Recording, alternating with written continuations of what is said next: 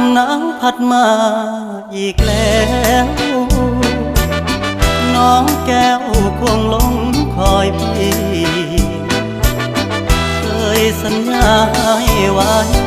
จะกลับไปหาคนดีโอ้น้องพี่คงจะกลัวลมหนาวพัดมาอีกคนหนาวกระมนหัวใจปวดยามหนาวมาห่างน้องเจ้าคงมองและรำครวญลมหนาวจะหวนกลับไปฟ้าเอ่ยโปรดเห็นฟ้าโปรดเป็นพยานให้